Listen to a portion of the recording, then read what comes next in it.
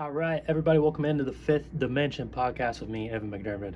For today's show, I have a good one for you. It is my good friend Jason Christoff. I think this is his fifth appearance on the podcast, so we had a really good conversation. He is a self-sabotage coach, and we really dove deep into the, say, mind control, brainwashing, programming that takes place on a cultural level and really is instilled in us from youth to self sabotage and ultimately really be conforming to ideals that are not so beneficial to ourselves. So I hope you enjoy this conversation. If you're a fan of the show, be sure to subscribe whatever platform you on, YouTube, Rumble. It's going to be up on both of these. Head on over to my Substack, mcdermott.substack.com. You'll never miss a podcast, poem, writing, whatever it may be. And be sure to purchase a copy of my book, which is behind me, To Marshal Love Against Tyranny, just a poetic reflection, really looking at the man's dualistic nature of good and evil, but from the lens of love and tyranny in a more modern perspective. And a special shout out to our official sponsor, that's right, official sponsor, Tranquil Desires. Blow up their logo here for you. But simplicity has no name, is free of desires. Being free of desires is tranquil, and the world will be at peace of its own accord. Tranquil Desires is in Chamberlain, South Dakota, and their Facebook is linked in the episode show notes below.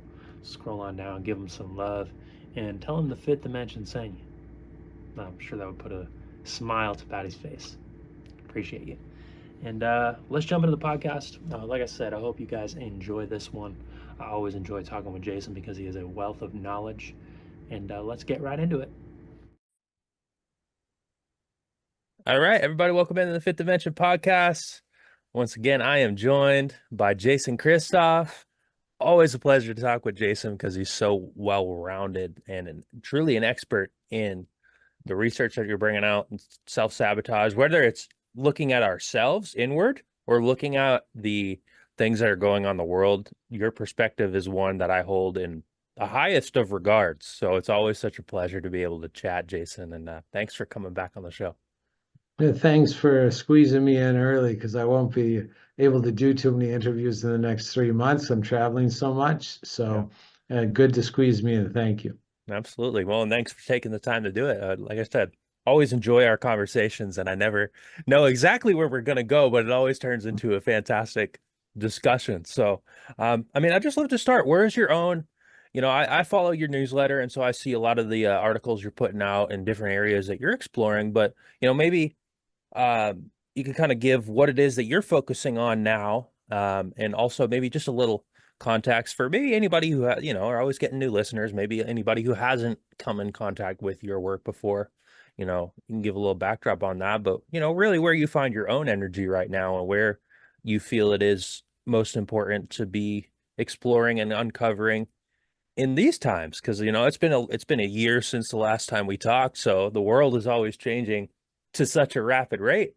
Where do you find you're putting your energy in right now? Well, for me, I want to make sure the world's going to be there for everybody, including myself.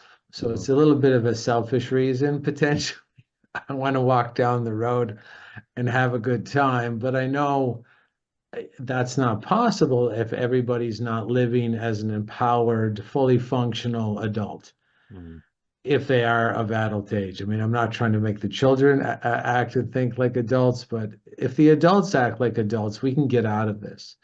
So what I'm really focusing on lately is trying to empower people to be their best on 5 different levels. So I teach a 5-pillar of strength system. And the most important aspect of the system is this primary pillar, this foundational pillar that'll hold up all the other 4 pillars of strength. So without this one foundational pillar, you have nothing, and it's your health. And there's a great interview. I mean, I don't trust Tucker Carlson 100%.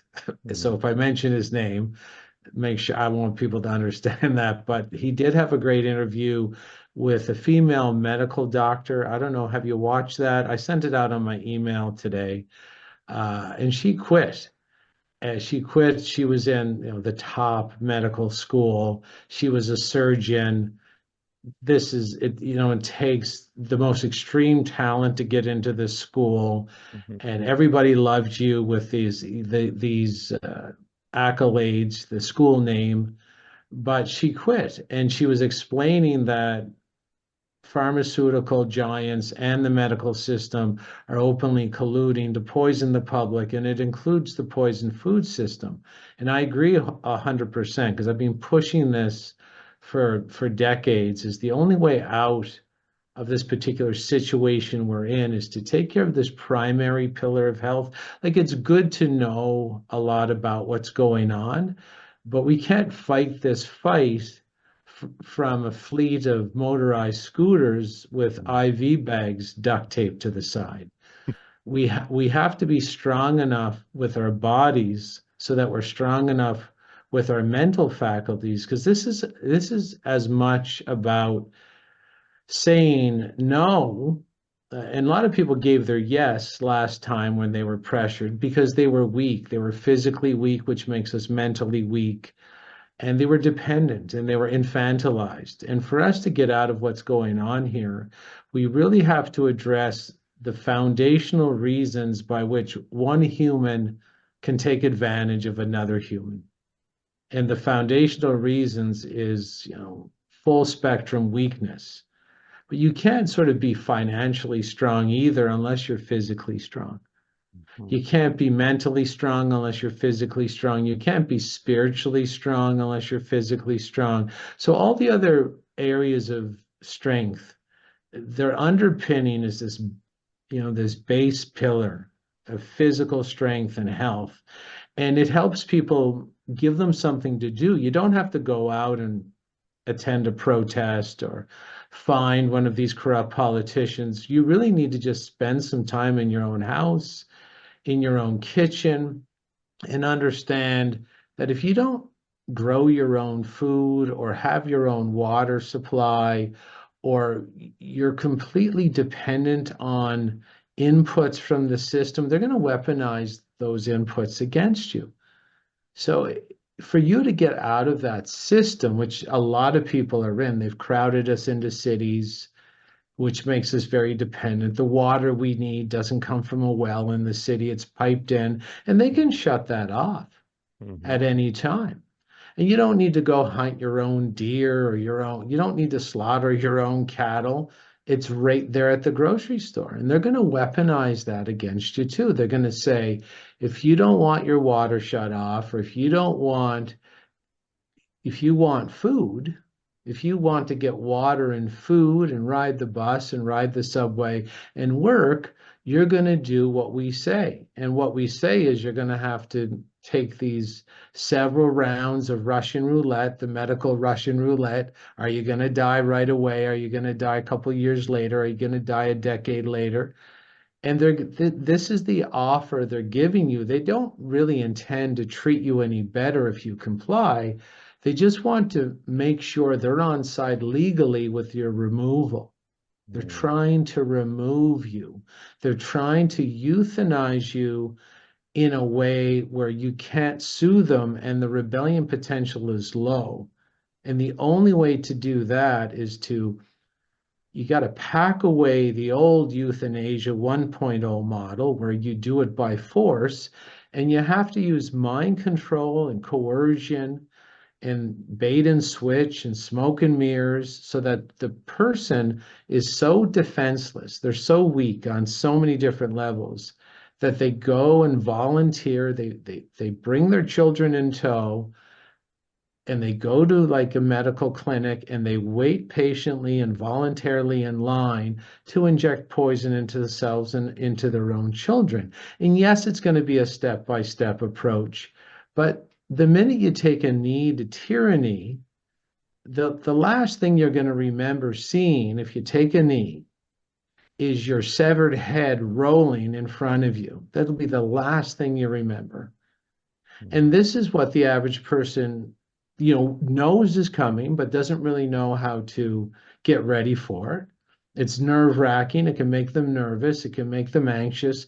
But if you just put that fear and make it your fuel and start working in your own kitchen, in your own cupboards, and just say, just a basic contract with yourself, which is really important. It's important to keep promises with yourself because it builds mental strength. It builds confidence if you can keep a promise to yourself. Just try to reduce the poison, just like this medical doctor said. It was a 2 hour and 20-minute interview. It went by in like half an hour. I couldn't believe what this lady was saying. And it's all about the poison food system, the poison medical system, a kind of a covert takeover of the US empire. Can't take over the US from the outside. You have to trick the people to destroy themselves from within. And keep a promise with yourself that you'll at least reduce the very, very obvious fun emotion packed poisons that this group purposely sort of riddles throughout the supermarkets they have on every street corner. Because these are, the days of the tanks and the cruise missiles and the movies I used to see, like Red Dawn when I was a kid. I know they made it twice now, and when I watched it was with Patrick Swayze. So they're not going to use those modalities. Like, you have to understand the war you're in. When you see a Coke truck going down the road, that's a tank. You're under attack. That's a weapon of war.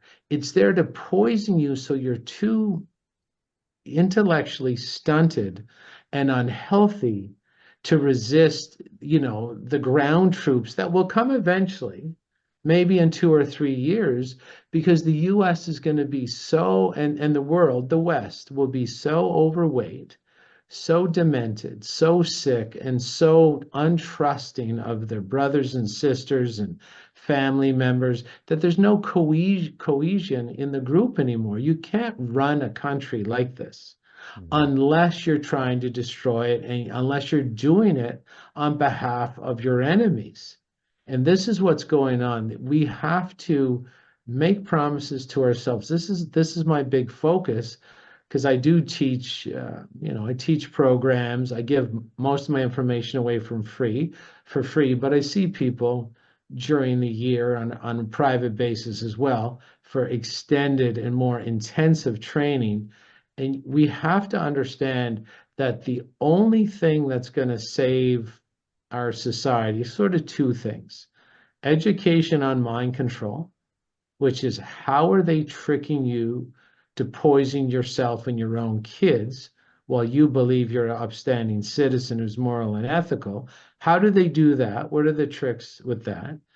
And then once you find out that, you have to start using the same methods by which they tricked you to hurt yourself. And you actually you can mind control yourself to get out of it. You can mind control yourself to be healthy, to be wealthy, to be moral, to be ethical, because we're not seeing any of this in our society anymore. The news is lying to us. I mean, the Trump shooting, there's so much betrayal, there's so much liarrhea, there's so much propaganda. We really have to bring back health, which will bring back. The thing about health is that it activates the prefrontal cortex, which is a part of the mind just behind the forehead. Now, it's that part of the mind that is what they've tracked. That's where morality actually lives as a process. This is where ethics actually lives as a process. And when you're unhealthy, it's proven that part of the brain doesn't work very well or doesn't work at all. So for us to get everything we need to sustain the society back online, we got to be healthy. And everybody wants to be healthy. This is why you got to learn about mind control, because mind control is about knowing, like, I know everybody listening to this right now, they want to be healthy, but they can't. They can't make a promise to themselves. Everything and they also think there's something wrong with them. There's nothing wrong with them. They're working as designed. The controllers, the social engineers, the human farmers know how to manipulate repetitive content, use algorithms, the use of movies, the use of TV shows, mind controls the public. So the average person can't stop eating the poison, can't stop smoking, can't stop drinking, can't stop scrolling.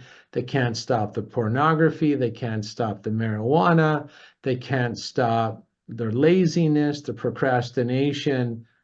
It's all programmed into them. This is not who we are as a species. It's not who we are as people. It's not who we are as Americans. It's not who we are as Canadians. And we just have to, health will solve all the problems.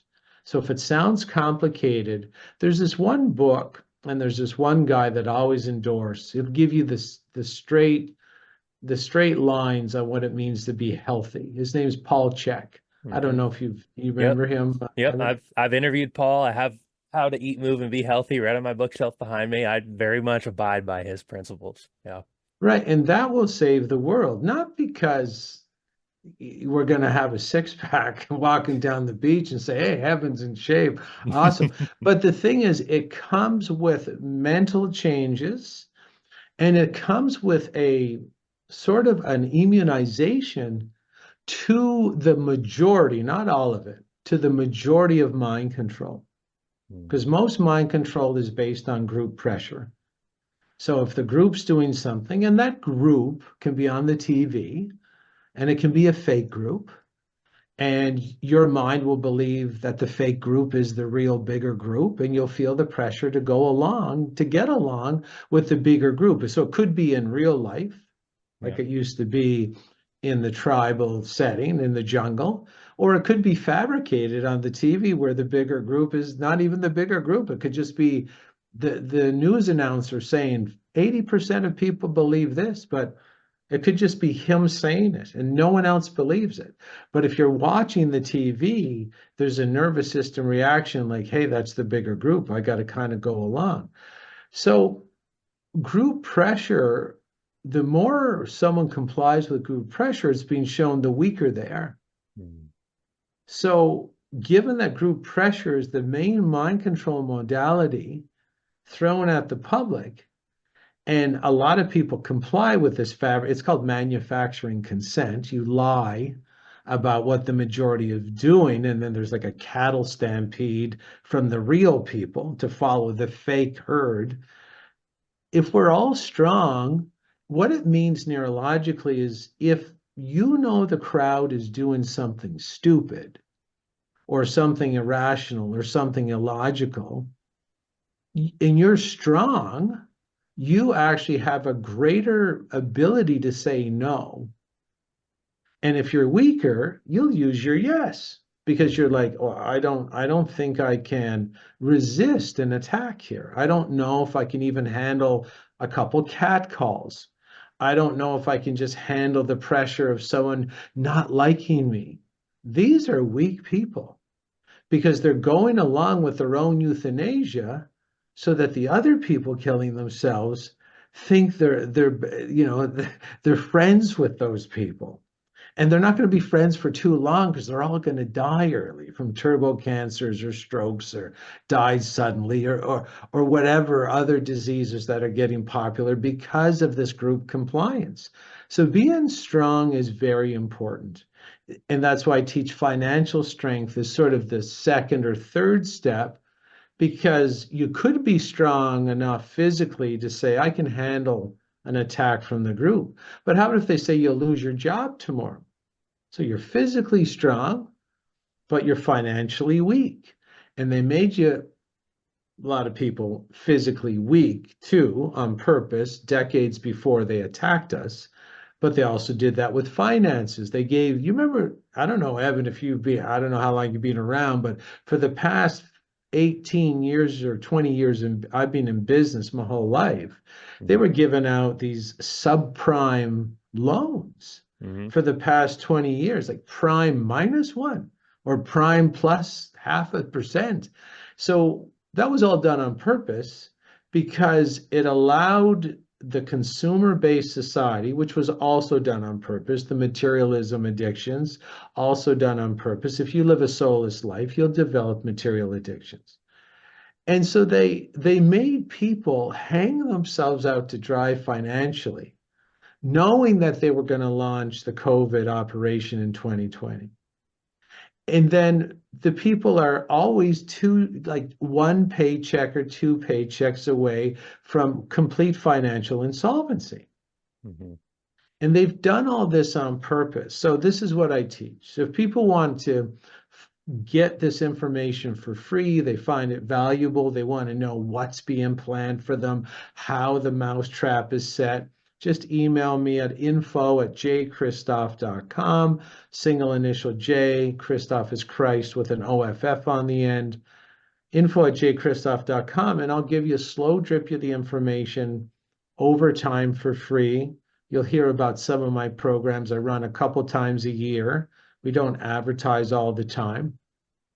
And you can start understanding what it takes to say no when the ruling group really want to coerce your yes. They really want to get the yes out of you because you make a spiritual contract with them when you give your yes. Mhm. You got to give a spiritual contract of no, especially when there's an evil force trying to take your life. Yeah. It's okay. I want to give people permission from the great beyond that is completely okay to defend yourself to any level if another person, regardless of uniform, costume, if they're trying to take the life of you or your children. Mm. Under natural law, this is when you're allowed to defend yourself up to including lethal force, regardless of the costume that evil dresses your murderer in. This is very, very important that people start talking like this, empowered action, and understanding that your life is in jeopardy. You're in clear and present danger if you're anywhere living in the Western world, because everything's weaponized against you. The food, your water. I mean, even here in Latvia, I mean, I bring my water filter. I have a water filter just for the shower. Because when I was showering, and I'm 54 years old, and my hair is okay, but when I was coming here to Latvia and I left my other chlorine filter for my shower in Mexico, I was going bald here within 2 weeks. Mm. And so they've weaponized the water. They've weaponized the food. They've weaponized the medicine. The media is weaponized unless you're getting educated.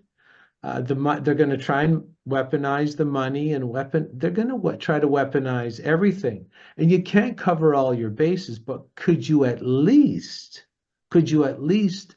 by your own hand, stop poisoning yourself, stop wasting your time watching a screen, and stop poisoning your children. If someone says, well, organic's more expensive, I'm going to tell you that it was 77% or 76%, or was it 82? It was in this video, the Tucker Carlson video with this doctor. 82% of Americans are overweight or obese, and over 50% of children are overweight or obese. So it's good the healthy food costs a bit more. Maybe you'll eat a bit less. Mm.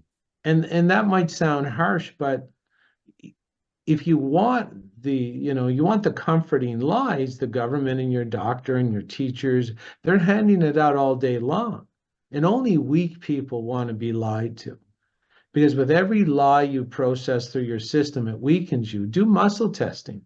They test stuff. Like even if you do kinesiology-based muscle testing, I could do it with you if I was next to you, Evan. I'd say, Evan, say your name. And you would say, I am Evan. And it strengthens your whole metabolism because it's true. But if I said, Evan, say to me right now that your name's Sandra, and you said, I am Sandra, I can test that you just weakened your overall body proper. Every lie that you process through your system weakens you, and they want you dancing with the lies, making love to the lies, having deep conversations with the lies and having drinks with the lies and having doctors who lie to you. They want that because they know psychologically and psychically and spiritually you're weaker for it. And Mhm. you're more likely to give your yes when you're required to give your no. So everything's about weakening you. Can you at least stop poisoning yourself by your own hand and make that your overall mission to save the planet?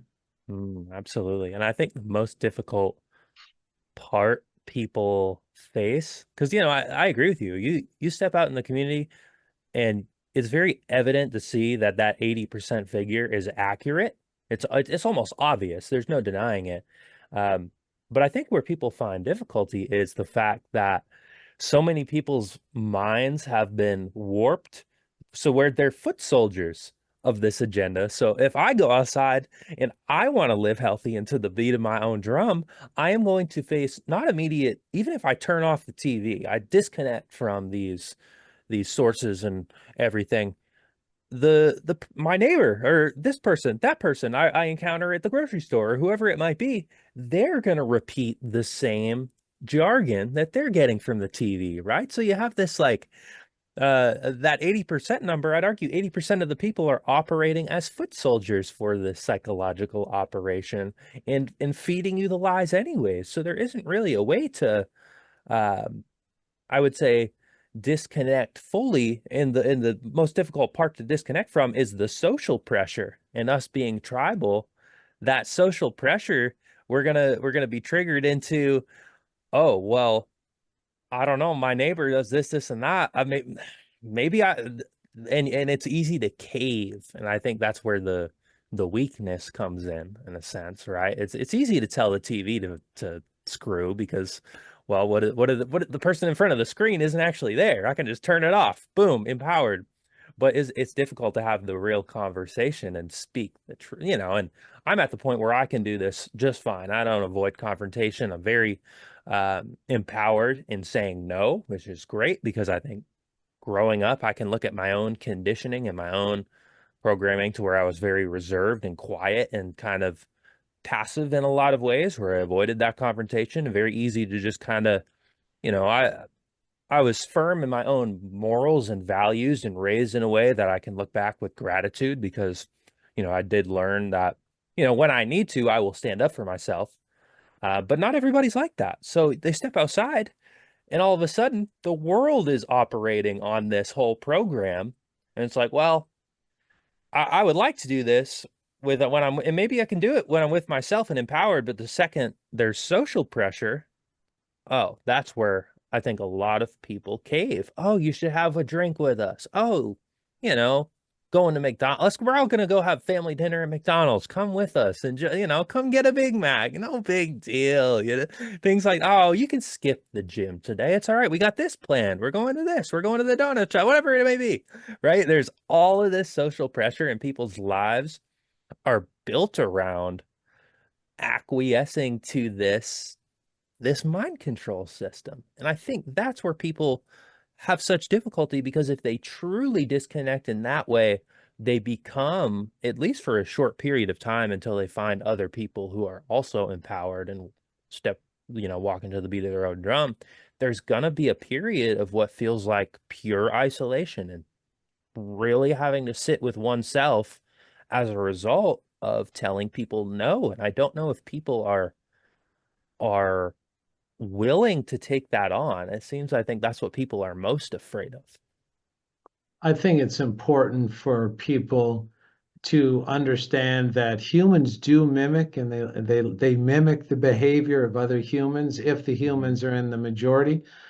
I still think it's important for the leaders to get used to feeling lonely because it's not that bad. Right. It's like getting the stick from the tribe. Well, I've gotten the stick from the tribe, the majority, for 20 years, and I can tell you it's not that bad. It's not as Yep. bad as they say it is. But it's important that there's that first action Hmm. where there is one person who enters the tribal circle who says, I don't drink alcohol anymore. And I think that's a real hero. And I think people are looking for small steps to be heroes. And it feels good to be a hero. And of course, that hero programming is used against us. They'll say, if you got all your shots, you're a hero. You're helping someone's grandmother. You put a mask on, you're saving the world. It's not for me, it's for you. And so they take advantage of our need to be heroic, our need to help the group, our need to stand for something bigger than ourselves. So instead of allowing the media manipulators and the social engineers to take advantage of that process in our neurology where we really want to be heroes in the community. It's good to understand, why don't we take it and redefine it for ourselves and understand that you being the person who doesn't drink or doesn't smoke or goes to bed on time or only drinks spring water, and you do it step by step, and you show the other people that it's possible. You show the other people how it's done. You show people how to sprout a seed. You show people how to plant the tomato plant once it's sprouted enough to go in the greenhouse or go in the garden. You lead by example, because that's what we need. We need true leadership in the moral, ethical, spiritual, financial, family, child protection ways. That's what we really need, is leaders to step up and know that there's a price to pay for being a leader. And the price is usually some lonely nights. But I've spent many lonely nights working, getting the word out, leading by example, while my friends were out at the bars or out at McDonald's or something like this. But I'll tell you, the satisfaction you get from being a real hero. Like when I've been invited to some big events to talk with some very famous people. And I'll even tell you, one time Will Smith phoned, read one of my articles and gave me a call. I'm not saying Will Smith is not, this man needs to be looked up to down, of course, because of his position and the slapping of Chris Rock and Yep. his movies I've analyzed, and there's he doesn't determine what's in the movies, but everything's involved here.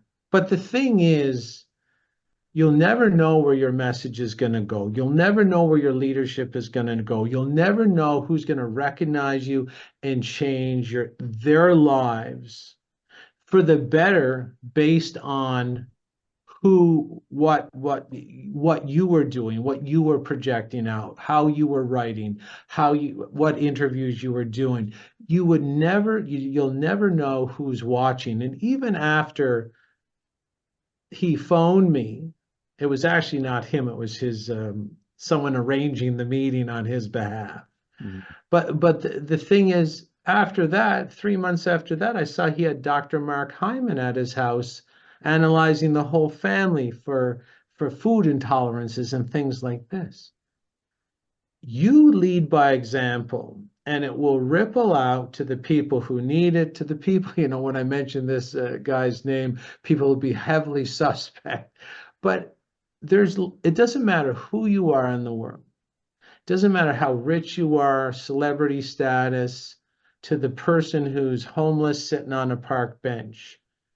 Your leadership and your positive role modeling will impact them in invisible ways. You actually lift the entire world up, molecules or millimeters at a time, because you decided to lift yourself up and you decided to show strength and you decided to lead the way where others took the easy road.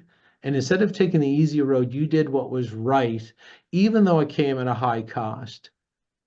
And it cost me every day. I could have a lot more entertaining, fun-filled life if I went back to Jason 1.0, who did cocaine, drank alcohol, partied with all the ladies and the champagnes and the limousines.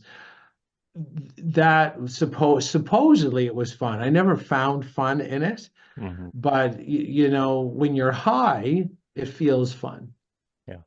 But that's the easy road to take. That's the road you're programmed to take. That's the road to your personal destruction, where you commit suicide by media, by your own hand, and you think it's you doing it, but you're actually mind programmed to do it to yourself. They're trying to hide something from you. They're trying to hide your true power. That's what these programs are all for. That's why they program me to drink and do cocaine. So I could never write a good article. So I could never give a good interview. So I could never give a good speech in front of the US Senate with Senator Ron Johnson, like I did only 6 months ago. They don't want you flexing your true power. And the power of the average human is very different than the power of the average controller. There's something ancient going on here where they try to really keep our creativity under wraps and channel our creativity toward their evil goals. I really believe humans are a separate species than the controller, and we have the magical ability to create, and they do not. I agree with you. And it's interesting because I think a lot of people um we have this innate creative ability, but they assume that the controllers, they assume that the rulers and the people who are really running the show, they assume they're like you and I, right? And in a Mm-hmm. sense, people go into positions of power. You know, I am very good friends, for example, with, and I'll say this name, and people might call me suspect, but I worked with uh, Governor Walz, his daughter. She's one of my closest friends because her and I worked together over at the homeless shelter when I was out in Montana. So I got to know her very well. I got to know Governor Walz, right? Seems like a very nice guy, you know? And now he's Kamala's VP pick. And, you see the political things and the things that come out and like, well, I don't know about all the skeletons in the closet, whatever you may be. But, there's a lot. So there's the people in positions of power in politics and in media, they're still people, right? And I think we have this illusion that they are the ones truly conducting the operation. And I don't think people realize there's a deeper level of control that takes place. These are the puppet masters. These are the ones that are on the stage, but we don't see who's the one behind the curtain, who's the one conducting the show, right? And uh, because it almost does feel like a subhuman force. I don't know if people realize the or can fathom, and maybe this is generalization, but the type of evil that is sought and they're capable of because it isn't operating in the same moral framework that the average person is, right? And I mean, could you speak to who or what they are? Is it more of like like an energetic parasite? Is it a subhuman force? Like how would you explain that to somebody so they can get to the level to see it and understand it for what it is, as opposed to not viewing them in the same light as somebody like you or I, but also, I sit here and not try to dehumanize a politician, for example, or dehumanize a Will Smith or somebody when it's easy to just label anybody who's a politician, anybody who's an actor, anybody this, a Satanist, pedophile, and this, and that. And like, I get it. I get it. Like there is some sick things that go on at the top positions of power, but I don't think that's where the true evil lies, and we kind of need to look a little bit deeper. Well, I think you're not going to get everybody understanding that this probably goes back to some sort of frequency Hmm. and that humans are almost walking cell phone towers. The Hmm. DNA is the IP address. The pineal gland could be the personal router. And we're being controlled in one way or another through what was it's wireless communication. I believe the wireless network that we see today that we use for this, I'm not using wireless, but I'm sure some people might be watching on wireless. They copied that. Hmm. They didn't invent that. They copied that from nature. I mean, look at the moon. How does it control the tides? Look at the moon. How does it control a female's menstrual cycle? Wireless. It's all wireless. There's something invisible. There's wireless communication going on. Regardless of that, you're not going to get the average person understanding these deeper concepts, that this is a battle between sort of God's Wi-Fi and the devil's Wi-Fi. But what I can explain is that this evil force somehow started passing down information to humans and taught some humans how to infiltrate evil or impregnate evil into other people. Mhm. And one of these ceremonies is well known. It's at the Bohemian Grove. It's called the cremation of care ritual. And although it's a ritual, which means it's just a walkthrough, it represents a very old ritual from this death cult. It's this death cult of Molech, Molech. And what they found is the same thing they found with MK Ultra, is that if you, whether it's sort of acting or real, the cremation of care at Bohemian Grove is about the burning of an effigy, which is like a fake person or a fake idea. But this is just an extension of a real ritual that people can read about in the book by Winky Pratney. Now I know that's a funny first name, Winky. That's his first name, Winky Pratney, and the book is The Devil Take the Youngest. And so there's a cult, this cult of Molech, known as the bull cult, would do a real life sacrifice. And they would do it on purpose. They would do it publicly. They would invite people and they would sacrifice infants and children, humans, etc., etc. And what happens to the human nervous system or the human spiritual system is when you see so much death and gore and blood, fear, terror, and panic. There's a protective function spiritually and neurologically. Spiritually, supposedly, according to this cult, your good soul, the God's Wi-Fi, it leaves and says, "This is too much for me to handle. I'm out of here," which leaves our vessel open Mhm. for infiltration. This is all their belief system. Do I believe it? I'm starting to, but the most important fact to take away here is they believe it. This is why they conduct these very serious cremation and care rituals. So this governor that you're talking about, right? He's done a lot of evil things. And unfortunately, I know you know him personally, but he has, especially with the mandates and Right. things that are anti-life. They're death-centric. Yep. So this group found out as well that you don't need to do the killing in front of the person for real. Although they did for many centuries and even millennia, to basically leave humans so traumatized, they're easier to control. They're highly suggestible. Traumatized humans are highly suggestible. And if you were to murder an infant, which this cult was famous for, and if you don't think that's true, go read the book and start doing your own research. You'll find that this is completely true. And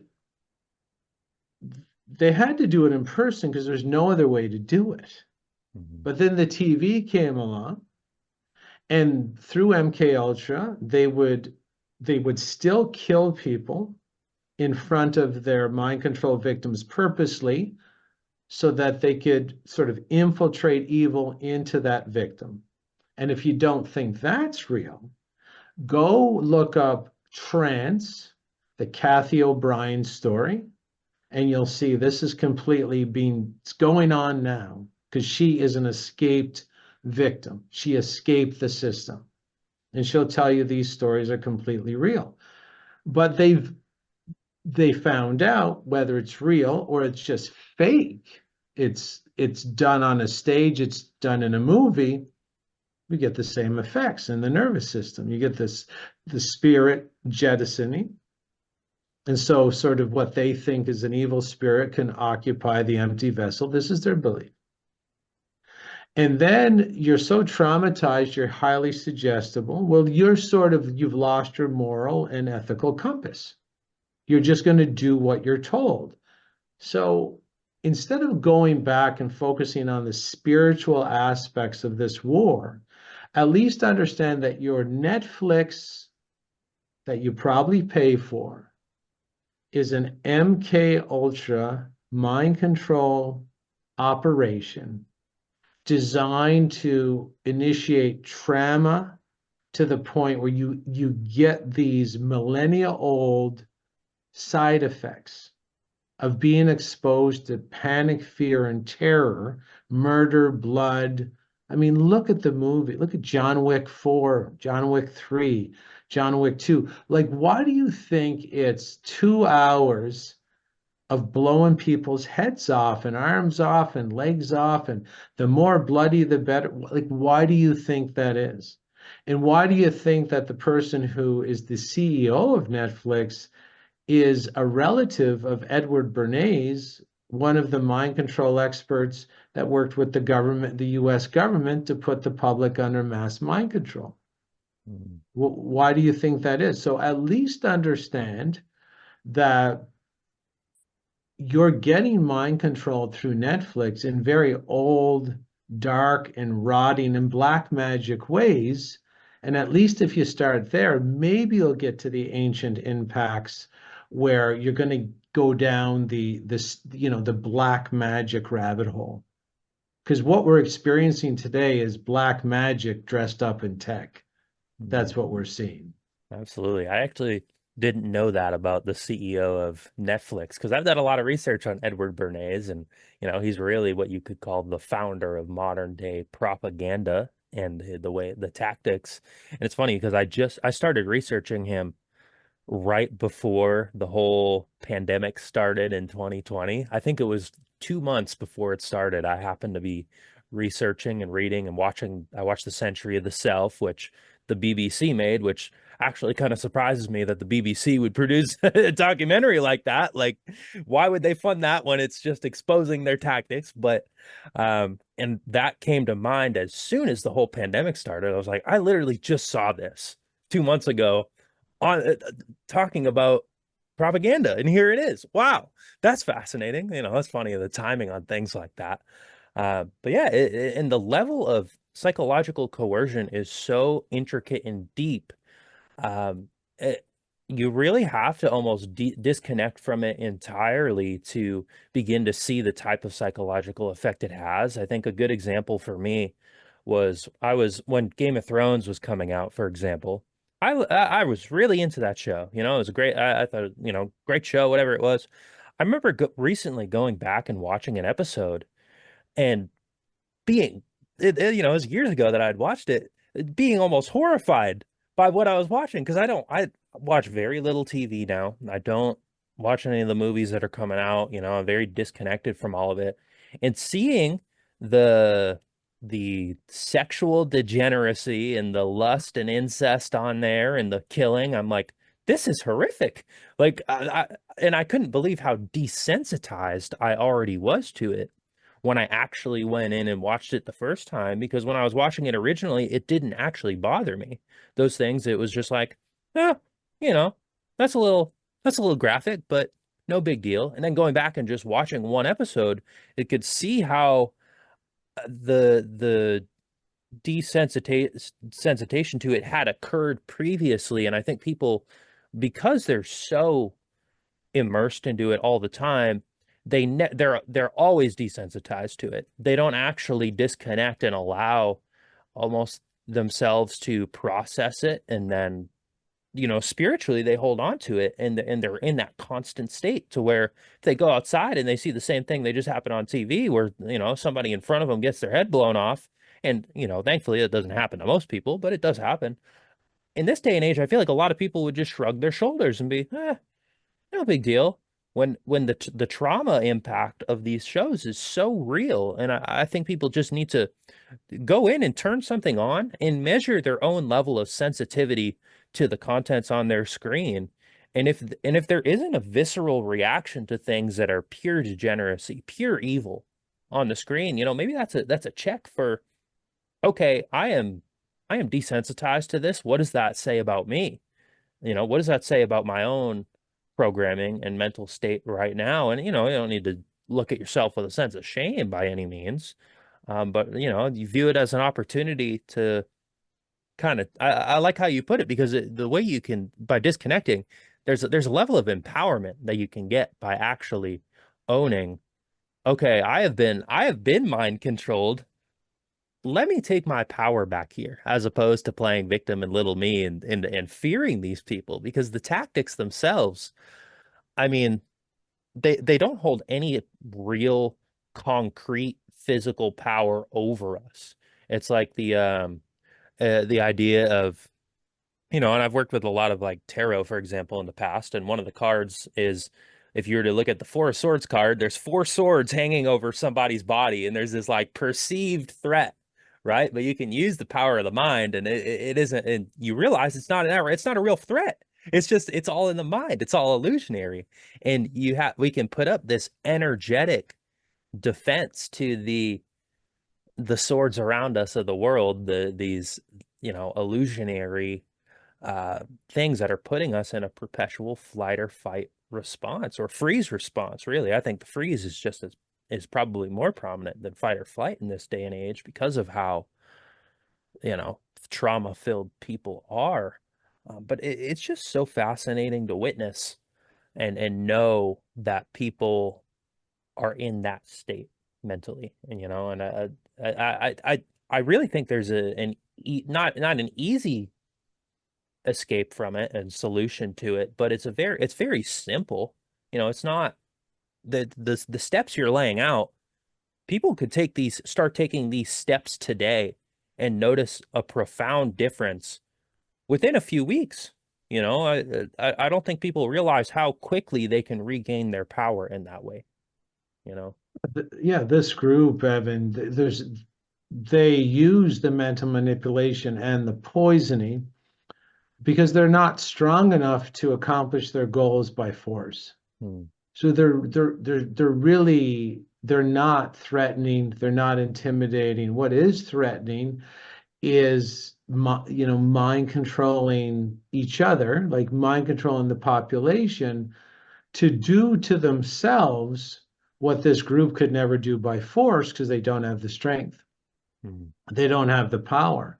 So we don't need to fear, Klaus Schwab, but what we do need to fear is if the average person doesn't fully comprehend that they can be tricked to do Klaus Schwab's bidding outside their conscious awareness. And if they have been poisoning themselves, if they've injected poison into themselves, if they've injected into their kids, if they volunteered for mercury teeth fillings, if they're drinking alcohol all the time, junk food on a Friday night, watching Netflix, although this is the full North American lifestyle, it is the full North American lifestyle, not because it's logical, not because it's rational, not because it makes your life better, not because it makes any sense, but because it's the only way to take down the Western Empire. You can't do it any other way. You have to make the people so incapacitated, so sick, so confused, so disempowered, so dependent that they can't possibly stand on their own and give their no. Hmm. And so this is what the people have to do is if they really want to save the United States, it's not going to be any of the two colored parties, the red or the blue or the red. It's not going to be them because if one section of your town is a drug addicts, and they're teaching castration and sterilization in the schools to the children, they need to reproduce for you to have a United States.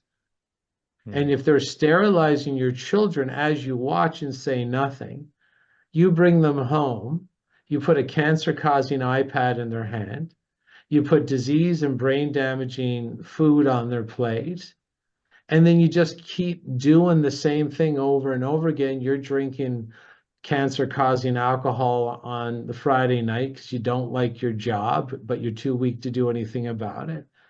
Like a society like that can't survive. Like a polluted, infantilized, diseased, disoriented, depressed, and dysfunctional society can't run because nothing can be done with that kind of human resource. Mm. Because there's too many. I mean, can you imagine trying to run an airline with all these people? And you can see they are trying to run airlines with this dysfunctional and diseased population. Have you noticed? Have you traveled lately? Hmm. You get bad service at the front end, you get bad service on the plane, someone's sick, so they announce that they're short-staffed, so we can't do X, Y, and Z. The plane can't take off on time, it can't land on time, the luggage can't be unloaded on time. That's the whole society. Mm. It can't run when everybody's 300 pounds and missing 8 weeks of work because they're sick or their kids are sick. Like, this is the takeover. This is the takeover of the United States. And the trickery is they tricked you to do it to yourselves. The average person, they use their freedom wrong. And they didn't realize they were only given freedom in the areas that don't count. Like, you're free to cut your penis off or actually cut it down the middle and scoop it out like a zucchini and then tuck it back into your pelvis so you have a gaping wound for the rest of your life. You're free to do that. You're free to have any of 100 drinks at the bar. You're free to have any of the 31 flavors at Baskin Robbins. You're free to have the 70 flavors of coffee. You're free to have all the stuff that doesn't count. You're free to pick any channel of propaganda you want, but where's your real freedom? And why are you using the few freedoms they give you in a way that destroys yourself? Like, they already have you down to 5% freedoms. And even with those freedoms, people are hacking off their breasts, cutting their penises off, dressing as women and going into ladies' change rooms. Like, that's how you're going to use your freedom because you've been tricked to use it like that. You should be Hmm. using it to destroy the system that's making you dysfunctional. But people are going for the dysfunction because, of course, inside the system, the more dysfunctional you are, they're purposely going to give you the limelight. They're purposely going to give you the spotlight. They're purposely going to pay for your transition, pay for, like, whatever that, anything that's dysfunctional, you're getting a free ride. Like in Canada, they just had it was 2 years ago, 2 years ago now, there was a new government contract for all federal government employees. The massage allotment for your free massage, you could go from, it was $200 in free massage a year to 400. But if you as a government staffer or any of your family, so any family member not working for the government, but just you're working for the government, your family or you can get free trans surgery up to 75,000 per person, not per family, per person. So, yeah, they will pay you to destroy your reproduction capability, because one of the primary facets of war on any given culture is you can stamp the culture out if you can destroy its reproduction capacity. Mm. Yeah. Right. And so this is a war. And it's certainly not a free market, Right. because in a free market, you could have a doctor, and I'm up for a free market. I'm up for this doctor coming into the open market and saying, I have a business idea. And I'm like, great, let's hear it. And the doctor says, I'm going to turn men into women and women into men. I'm opening tomorrow. It's my grand opening. And I'm like, okay, how many customers do you need to break even like any other business? Well, I need at least 3 customers a week. I'm like, okay, I would leave knowing that the free market, he's going to go bankrupt, Yep. because there's no one who wants to cut their own breasts if they're not under mind control and they're not propagandized and they're not getting the stick and the carrot. where if you do dysfunctional stuff, you get a lot of carrots in the system, and if you do functional stuff, you get a lot of sticks. So if it was a real free market, he would go bankrupt. But he doesn't go bankrupt, does he? Nope. Because in our system, it's not a free market, which is anti-United States to the nth degree. They take our money in taxation and pay that doctor more than he could ever make doing life-saving surgery. And then not only do they pay the doctor to butcher the children, they pay the school board and financially incentivize the whole way for the government school curriculum to change from teaching our kids things that would help them survive to teach our kids gender ideology and literally tell the kids that, look, if you want to be in the popular group and be safe, which is the base of all mind control, you want to be the safer group, you want to be in the more secure group, you want to go where all the carrots are going, you want to be celebrated to the nth degree, you want to get up on the stage, you want everybody to clap, everybody to adore you, you go trans. Mm-hmm. So this is not a free market. It's a market run by the ancient force you alluded to, which is sort of puppeteering very weak humans that are empty vessels because their good soul jettisoned on the cremation of care ritual. That's what cremation of care means, is that your God-given ability to actually care is removed because of the trauma. That's why they burn the effigy at Bohemian Grove. You incinerated, you cremated your actual ability to care or give a shit. Right. Yeah. It's gone. So no, not a free market. And if there's anything the United States stands for, free market capitalism. So if a doctor wants to get off and say, yeah, I got a special for hacking breasts off today, I can, it's half price for splitting your penis down the middle and scooping it out like a zucchini, go for it. I don't think you're going to be in business too long unless the evil force steals our money and pays you outside the free market. Yeah, 100%. And also take our money. And then when parents protest, you pay the cops to beat them and arrest them. Right? So no, it's not a free market. And we really have to understand too, is the strength to turn this all around again, to stand up to this evil group, to stand up to these doctors making triple, doing what I just described. It takes health. It takes energy. Where do you think the energy is going to come from? Doritos, pop, Coca-Cola. You think you're going to be energetic enough to go out and change the world on a diet of coffee, donuts, bagels, and muffins? No, and they know that. That's why they feed us that. Mm-hmm. Right? If They don't only. feed. Yeah. If only. They don't feed us the foods that are going to make us strong human beings. Right. And I love me a good donut, but it's not going to be, when I eat it, I'm like, probably not the right decision. And that's why I don't buy them at the grocery store. Someone made a good point to me recently. She said, if you're going to go into the grocery store, walk the outer perimeter. That's where you have all your fruits and vegetables. And now a lot of them are poisoned too. Now, don't get me wrong. You got your fruits and vegetables, you got your meat, and you got your dairy all along the outer perimeter of the grocery store. Now, can you get real meat? Can you get raw milk? Can you get raw? No. But if you're going to go into the grocery store, avoid the middle because that's where all the poison is, right in the center. You don't need to walk those middle aisles because it's all processed crap. That's all garbage.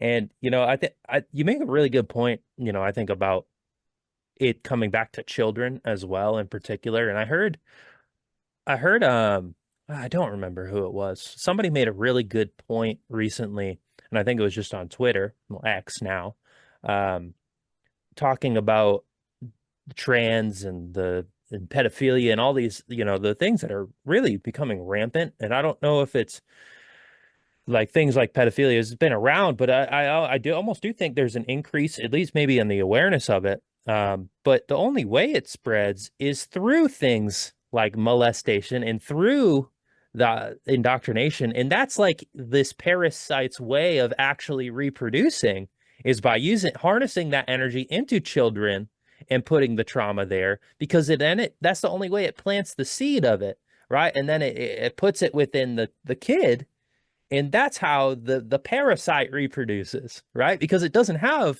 the natural reproductive force of creation to it, right? So it's like this inverted spread of creation by uh, putting it onto the children, putting it onto them, planting the seeds within them, so that that sprouts as they grow older, and that's what's going to define their developmental years, because that's what you put in when they're 6, 7, 8 years old, right? And that's the ideology that takes center stage. And they don't understand that's what's happening.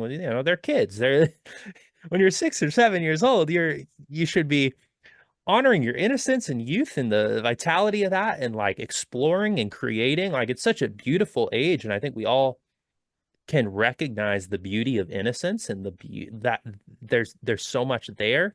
And that feels like it's the only way that ideology actually spreads. And the adults who tend to let's say they transition or they support these things, that seed was planted within them, which is why they're willingly reproducing these ideologies and passing them down, or committing these heinous acts, because it's what was done to them. So it's generational trauma in a sense. And generational trauma only takes 1 or 2 generations to, you don't even need to um a kid doesn't need to go through molestation, for example, to have sexual trauma implanted in their brain upon birth, right? If that was passed through the generations. So it's really a sick and inverted way to indoctrinate the children, and actually foster this on a cultural level. And is there a way parents can arm themselves and defend innocence and defend youth? I mean, you were kind of already speaking on it, but Yeah, they would do the same thing. I mean, when I would eat breakfast with my daughter, when she was 2 and 3, and yeah, I'm not a big talker around the island when I'm making the breakfast for my daughter, and we'd have the same thing every day. Pan fried in stainless steel, pan fried cauliflower and broccoli. We'd have some grass-fed beef. We'd have some pasture-raised chicken. I'd make her some fresh orange juice, squeeze it right in front of her. So she thought that was normal. yeah. Right. And then when she finally started sleeping out, when she was 8 or 9 for the big sleepover, when she would come out and they'd say, "Oh, Sophia, how'd you sleep? What would you like for breakfast?" And she says, "Oh, broccoli, cauliflower, and chicken." And the parents would be, making pancakes with M&Ms and pasteurized orange juice that's full of sugar and Fruit Loops with cancer-causing chemicals in them. The kids don't know anything. I mean, this is why the group that we're talking about wants your kids, Yeah. because they can feed them any load of diarrhea that they want, and then for the next generations they're set. You only have to program the kids, and the kids will program their kids, and so on and so on and so on. So you do the hard work on the children. And this is why this group is always trying to separate child from parent. This is what government school is for. You're letting your enemy educate your own children, and they're going to program your own kids in various devious ways. So you got to literally do what you can, use what you have, start where you are, and you have to start leading by example. You can't be that parent who works a job, gets half their income stolen, thinks that they're going to live their life in 30 years when the government's trying to actually take you out so that they don't have to pay your pension. Mhm. And you can't be one of these parents that plays on their phones, doesn't communicate with your family, watches movies all the time. Uh, you're not doing anything with your life. Did you love, did you live, will you be remembered? Most people not even hitting any of those three. You're Mhm. not going to be remembered as the best scroller of the phone. You're not going to be remembered as the person that watched 1,000 movies in your lifetime. You're not going to be remembered for always being 40 pounds overweight because you could never keep a contract or a promise to yourself. You were never a leader. You're always a follower. No one remembers anybody like that. Mhm. And there's a reason, because the way the emotional system works, they want a hero. You can be the hero. Just start basically ruling. There's a country, 2 foot by 2 foot country. It's called you. Set yourself up as the king or set yourself up as the queen and run that country as the most moral, ethical, and healthy ruler that that country has ever seen, and start learning what it's like to be a positive role model on your own home field, knowing that it's about progress, it's not about perfection. And you can make some headway and change your life and protect your children. My daughter knows what a healthy diet is. She knows what empowered living is. She knows entrepreneurship. She learned it all from me Mhm. because I role modeled it from the very first day she opened her eyes. She's never seen me drunk, ever. She's never even seen me really drinking a full alcoholic drink to myself. I quit all this stuff long ago. It was 10 years of her life I quit drinking altogether. I still don't drink, but if someone at a party comes over and says, "Oh, this is the best martini I've ever had, would you take a sip?" I'll be like, "Yeah, I'll take a sip. I'll make you happy." And then I'll be like, "Oh, yeah, that's the best." They're like, "Do you want one?" I'm like, "No." You know, I'll take the pressure. And they don't even bug me because they know. Like, Mhm. there's lots of parties I go to where the whole group shit the bed because I'm coming. No one will drink. No one eats bad. Everything's organic on my behalf. Like, eh, you can change, you can change the world if you just lead with the proper strength. And I'm sure when they leave the next party, or they don't invite me as many times as they might have in the past, but still, I had a positive impact in their life. At least that night, they didn't get drunk, or that night they had chemical free food. I count that as a complete win in the world. I mattered, right? I made the world a better place than when I arrived. That's what we're all here to do. And everybody wants to fight the cabal. Everybody's like, I got to protest, and, screw Biden, screw Trump, and screw Trudeau, and it's all a big puppet show, and screw Mhm. them. Well, that's okay. But you don't have to get up in arms about any of this stuff. Just go to your cupboard, go to your fridge, and see if you can come face to face in an honorable and unbiased way with your own habits and saying, I'm kicking the shit out of myself. Maybe I gotta do some changes in my life. Yeah. That's the most important first step anybody could make. Yeah, that's the true act of protest, I think, in a lot of ways. It's looking at our own habits, looking at our own Hmm. BS and being honest with ourselves, because I don't think a lot of us want to be, we don't want that self-honesty, self-reflection most of the time, but it does feel like the foundational principle.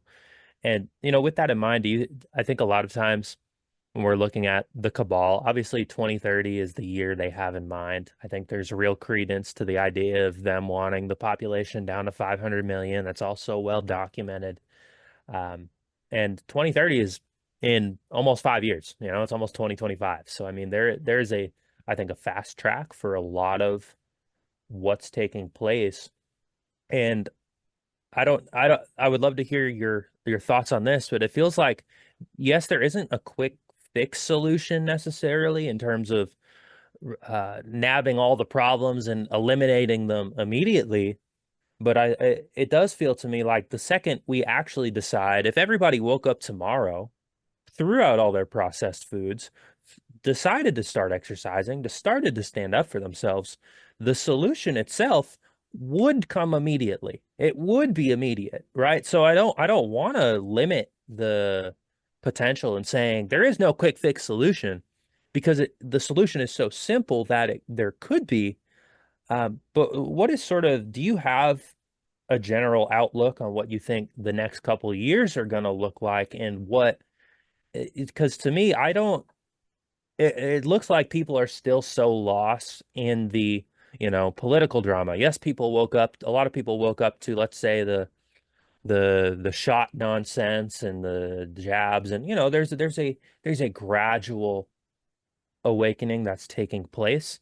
But I don't know what level of awakening is taking place to self-responsibility and the amount of people who are making these necessary changes.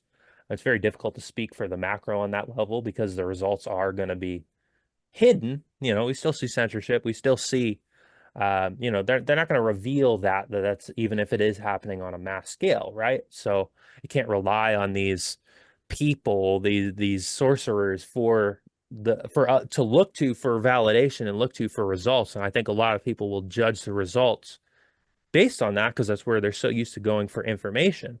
And so there can be a level of, look at the state of the world and feel disempowered by, oh no, everybody is still fighting about politics. Oh no, but they're judging it by the show and the circus itself, right? I mean, do you have an out of what your sort of outlook is on, I guess, on a collective scale, and if you notice the change in people and you're seeing real progress being made? I've seen that video I sent today to my email list with this doctor that Hmm. was interviewed by Tucker Carlson. She's also interviewed with on the same show. There's a guy that's interviewed with her. I thought it was her husband at first, but I don't think it is. And it gives me great hope that everything's going. I mean, it's not just a little bit of truth Hmm. spoken by this medical doctor surgeon who quit the medical system because she understood that her job was to kill her own patients and keep them sick. She said, I can't do this anymore. It's not a light talk. She fires truth like the 4th of July. Like it's nonstop. Every time she opened her mouth, it was beautiful. If you like truth, go watch that interview. And she woke up like at a very accelerated pace. I've been doing this for 25 years.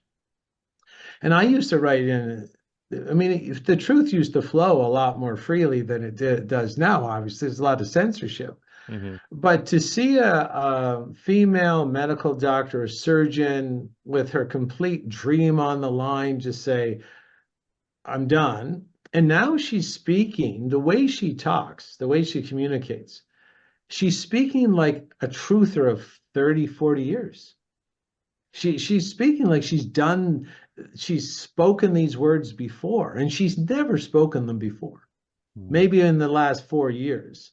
So what we're seeing is that God's Wi-Fi, there's an invisible force on the good side as well, pushing massive accelerated awakening and producing leaders out of the blue. Bing, bang, boom. Everybody who's supposed to be getting involved is getting involved. I encourage more people to get involved, start spreading the truth, have their own blog. Blogs are free. Don't get out and irritate people. Statements close the mind, questions open the mind. You could just say, oh, if the shot's safe and effective, why does the vaccine makers have to be given legal liability if the shot kills or cripples people? Hmm. How does safe and effective lead to a legal shield because the same safe and effective product kills and cripples people? Does that make any sense? And leave it at that. Or maybe put an informative video. You don't have to say, I believe this. If you don't believe this, you're wrong. Right? Like even say Trump's ear, like it's the Miracle Ear 3000. And within 2 weeks, a gunshot graze is fully healed from the ear. Right. And someone says, well, you're an anti-Trumper. And then maybe you say, well, I don't support any group, but how does the ear heal like that? And are you not able to see it because he's your guy?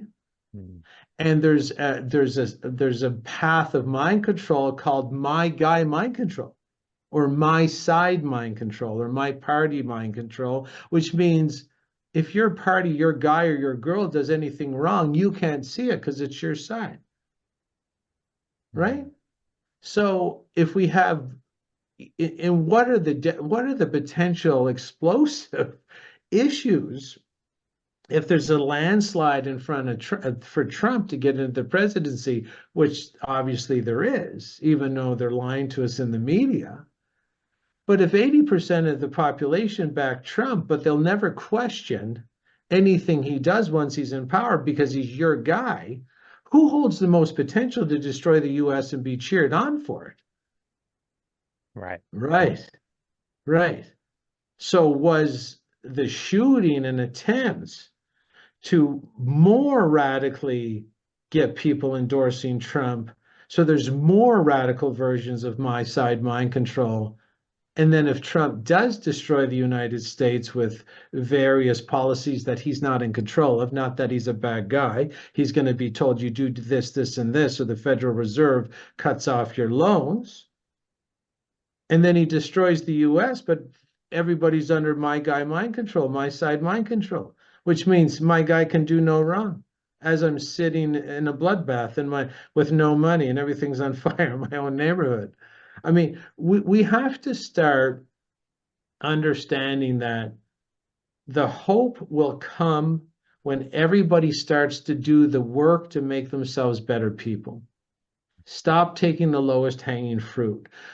Stop living a life of fake emotions pumped into you through the TV.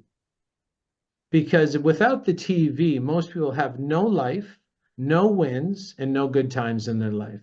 But that's not the way we're designed.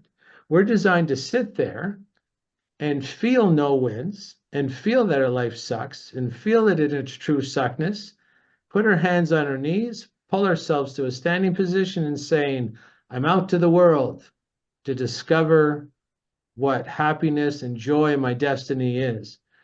That's what happens when you deal with the real life that's boring, listless, and directionless. You actually do something about it.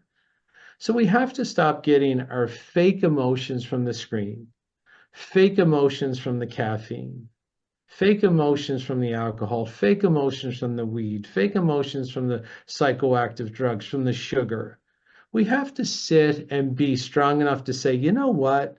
Without all these fake chemical and screen emotions, I'm not doing anything with my life. Mm. And that's not why I'm here. So it's really important to again eat healthy, because to change your life, change directions, change programs, challenge the status quo, and get out there and do something for yourself, your community, and your family, it takes energy. So again, read the book, How to Eat, Move, and Be Healthy by Paul Chek, and that can be your one book in the whole house that can lead your family to real safety, not fake safety, not the vaccine clinic, not the government school, not your medical doctorate, real safety. Health is real safety. Everything else that's publicized through propaganda, mind control, it's fabricated simulacra. It's not safe. You're just going to go right off the cliff with the rest of the others. Absolutely. And I agree wholeheartedly. And I think a lot of people, when you're truly healthy and you can embody that, you also simultaneously, when people are crippling unhealthy, they're also afraid of death. You kind of lose when you can confront that we all have a limited time here anyways, we might as well, like, do we want to spend our however many years it is? I mean, we're also poisoned to a degree that the human lifespan has come down way more than it should have been. But do we want to spend our 80 to 100 years or whatever it may be in, we're not going to make it 80 years if we're fat and overweight and miserable and depressed but do we want to spend our time here running away from the true problems and running away from our own responsibility? And if we can actually acknowledge that, if I don't do these things now, I'm not going to have time to do them later because I'm shortening my lifespan and I might be killed by these poisons. I might be killed by the very system I'm feeding into. I think if people can actually sit with that honestly, there's it can be a real wake-up call, and it's like, Yeah. living that because that's the purest form of truth and honesty I think there is when you can acknowledge that this is limited, but the impact that we do have will go far beyond our own lifetime, and it will be multi-generational. in a sense. You teach your kids teach their kids, who teach their kids, who teach their kids, right? So you've already made an impact generations down the line, right? And I think if you give people the scope of that potential legacy and power, of that, what that has, that's real empowering. That's real a real wake up call for people, because I think at the end of the day, that's really all people want beyond just being healthy. They want to make that sort of impact, and I think that's what's going to give purpose and meaning into people's lives, instead beyond just self-centered, right? Because we are very giving creatures. We are very selfless, I think, in our nature. And if we can give to that degree, even if it's within just our own family, you don't have to change the world, but you can influence the mind that's going to through your work. So I think that's a big something I live by and gives me purpose and meaning. And I know a lot of other people will feel the same on that. So, um, but Jason, we're at about 90 minutes, so we can get to wrapping up here. Do you have anything for the listeners? Maybe what you got on the horizon? Anything that we can keep out the lookout for, or what sort of projects you got going? I know you're always doing a lot and putting out so much work and doing great seminars. So, I mean, what's the rest of your 2024 looking like? Is there anything on the horizon for you? Well, I got invited to the Japanese parliament to talk on mind control and brainwashing. So that's coming up at the end of September. It's not, they never give you too much time to talk. I think it's 15 minutes. So, Well, even just being but there speaks to, I think, the change that's taking place, because yeah, the they're fact that really they're up in inviting you. arms. Yeah, Yeah. there's 50 other speakers going. I'm the one doing the mind control, and some other people are talking on fifth generation warfare and other aspects of the various con jobs we got going on today. But I offer the next program. My interaction with the publics are limited, but I do teach an overcoming self-sabotage coaching certification, which means I teach you everything about brainwashing and mind control, so you can brainwash and mind control yourself and your clients to positive results instead of negative. Again, if you get on my email list at info@jchristoff.com, you can learn about that along with all the other information I give out for free. Other than that, just trying to make the world a better place. We're starting something called the Christoff Empowerment Company, where we're going to have all our we have like the Christoff Business Institute, and we try to make sure people get the information so they're not open, like all their flanks are covered: physical Mhm. health, financial health, spiritual, intellectual, and just so that people are aware of the products and services and processes of what it takes to turn straw into gold is what we're really teaching. This sort of energetic alchemy is what we're trying to teach, so that we can turn your, if you're sitting there watching TV, eating Doritos and pounding it back Pepsi, we can help you basically spin whatever resources you have at the time into something where you can really catapult yourself to a much better existence. And yeah, we all die. I could get assassinated on my, whenever. But we're here to help other people rise up. Like, don't forget, when you're walking up the mountain of success, lean back and help someone else. They say each one teach one, Mhm. right? Each successful person teach another person how to be successful. Each one teach one. That's what we try. We make leaders, and we make those leaders produce extra leaders, because that's what we need. Absolutely. And there's always so much more we could dive into. So I'm sure this won't be the last time we we have a conversation. We can plan on another one, maybe like New Year or whenever it may be, when we get past all the election drama and we see where the state of the world is. Because I'm sure, according to the TV, there will be more chaos and there will be more drama and division and turmoil, as to be expected. The the fall of these people and the new world order and, well, all these groups, they're not going to go out quietly.